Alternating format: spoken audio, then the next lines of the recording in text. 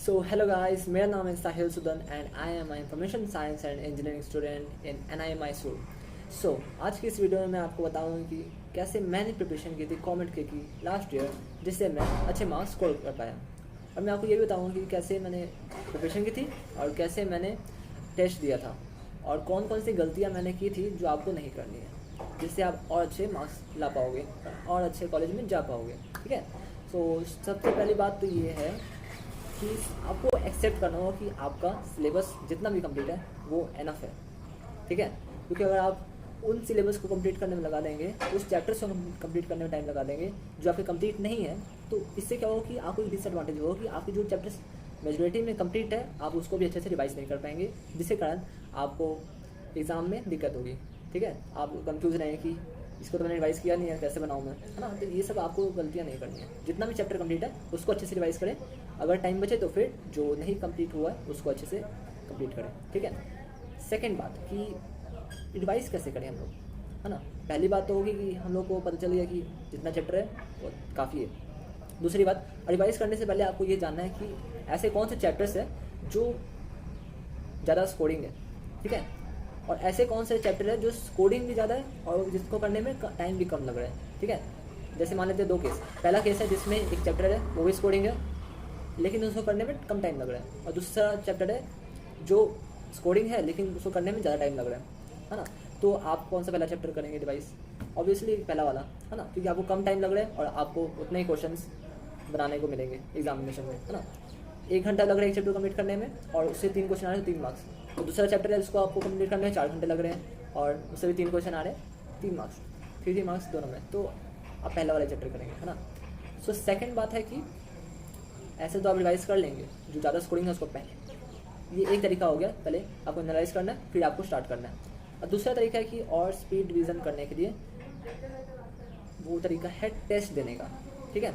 तो टेस्ट एक ऐसा मेथड है रिवीजन करने का जिससे कि आपका ओवरऑल जितने भी कॉन्सेप्ट है, जितने आपके एग्जामिनेशन के लिए रिक्वायर्ड है, आपको वो सब कॉन्सेप्ट्स एक ही बार में रिवाइज करने का मौका मिलता है।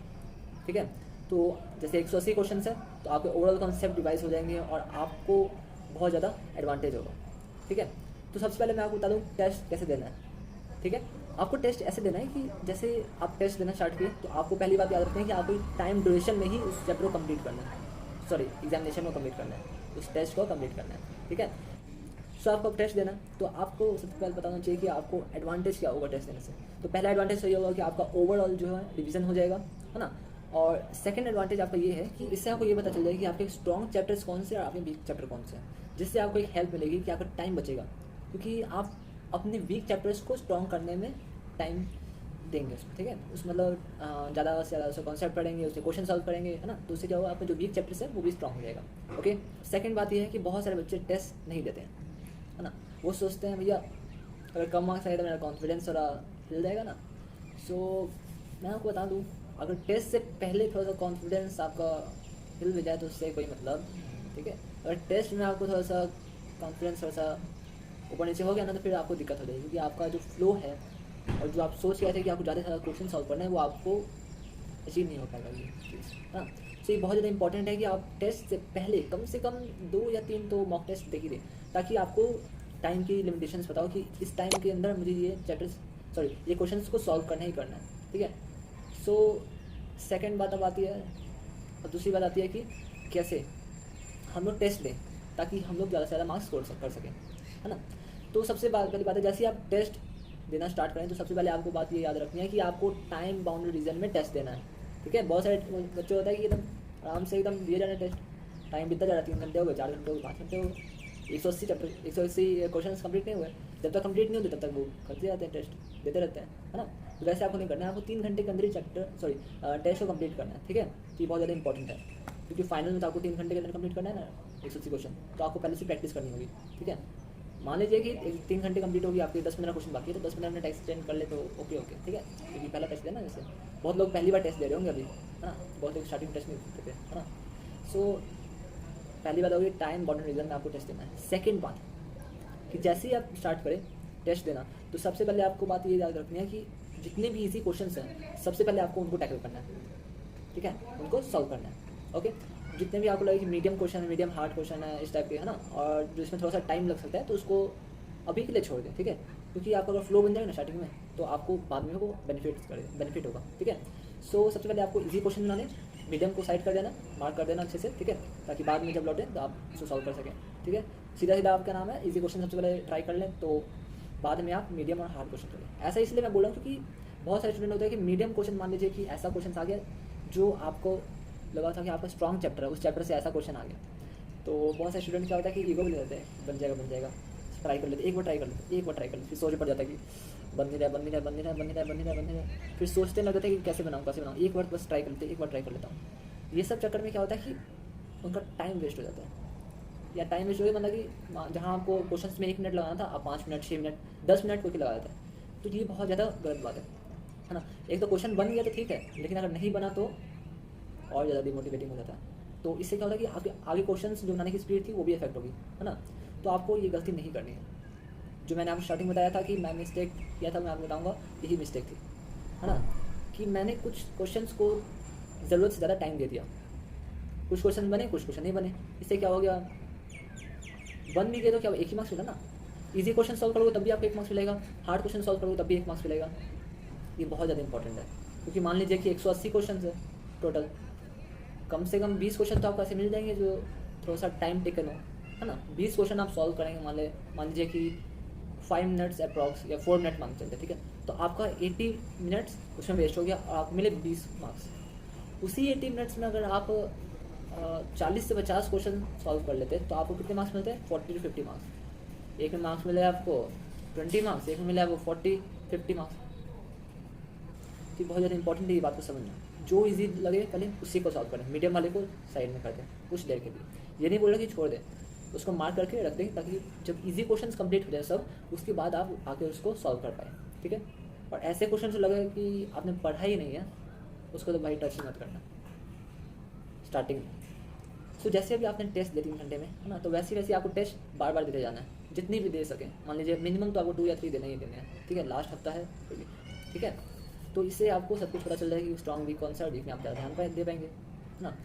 अब बात आती है कि रिवीजन भी कर लिए, टेस्ट भी दे लिए, वीकनेस पता चल गई। तो अब वीकनेस में 2 टाइप के चैप्टर्स होंगे। एक चैप्टर ऐसा होगा, कुछ चैप्टर ऐसे होंगे जो आपको आते थे लेकिन थोड़ा सा कन्फ्यूजन था और आपसे नहीं बन पाए उसके क्वेश्चन, और दूसरे चैप्टर्स ऐसे होंगे जो आपने पढ़े ही नहीं है, ठीक है।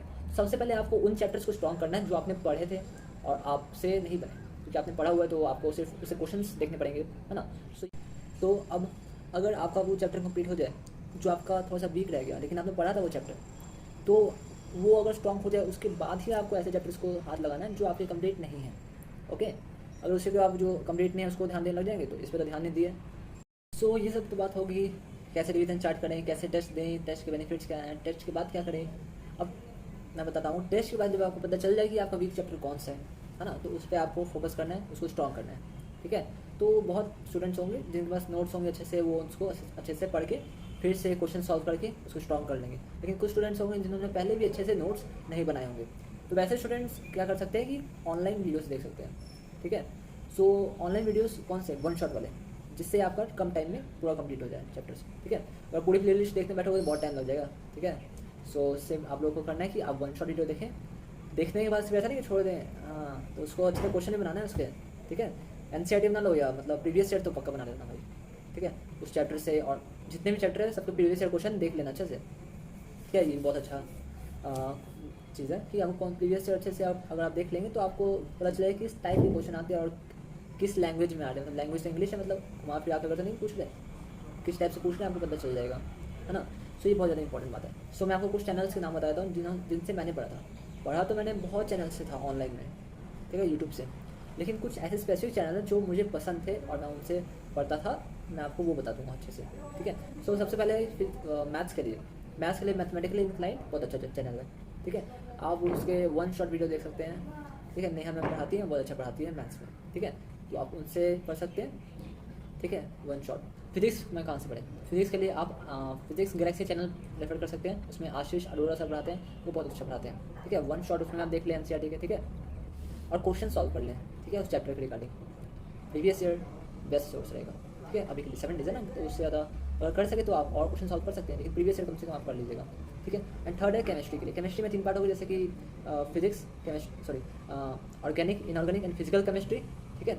सो ऑर्गेनिक के लिए बेस्ट है फिजिक्स वाला सर है ना, उनके वहाँ पे पढ़ाते हैं एक पंकज सर, वो बहुत अच्छा ऑर्गेनिक पढ़ाते हैं, तो उनके आप 1 शॉट वीडियो देख सकते हैं ऑर्गेनिक्स के, और फिजिकल के भी उनके आप देख सकते हैं, ठीक है। वो बहुत फिजिकल भी बहुत अच्छा पढ़ाते हैं। सेकंड है इनऑर्गेनिक के लिए। इनऑर्गेनिक के लिए मैं जिससे पढ़ता था उनका नाम है बीटी सर, ठीक है। आप नेट पे सर्च करेंगे फिजिकल इनऑर्गेनिक का चैप्टर इन 1 शॉट, तो आपको टॉप में दिख जाएगा कहीं पे, ठीक है, बीटी सर का, ठीक है। पी ब्लॉग तो बहुत अच्छे से पढ़ाया है, तो उनका एकदम टॉप पे आता है, ठीक है। तो आप देख सकते हैं ये सब चैनल। सो एक और इम्पॉर्टेंट बात, जो आप टेस्ट दे रहे हैं मॉक टेस्ट, उसमें प्रीवियस ईयर पेपर्स इंक्लूड कर लें, ठीक है। 1 2 3 जितना करना चाहिए आप कर सकते हैं, ठीक है। सो आपको क्या पता चल जाएगा प्रीवियस ईयर लगाने से कि किस टाइप के क्वेश्चन आते हैं, किस टाइप से पूछे जाते हैं, है ना। तो एग्ज़ाम में जब आपको उस टाइप के क्वेश्चन आएंगे, मतलब घुमा फिरा के पूछेंगे, तो आप अच्छे से उसको शांत मन से सोच के सॉल्व कर पाएंगे उस टाइप के क्वेश्चंस को, ठीक है। तो ये बहुत ज़्यादा इंपॉर्टेंट है प्रीवियस ईयर क्वेश्चंस और चैप्टर से लगाना, ठीक है। सो आई होप कि आपको सब कुछ समझ में आया होगा। सो सब टिप्स जो मैंने आपको दिए आप अच्छे से इम्प्लीमेंट करें और अपना एग्ज़ाम अच्छे से दें। सो आपके टेस्ट के लिए आप लोगों को ऑल द बेस्ट।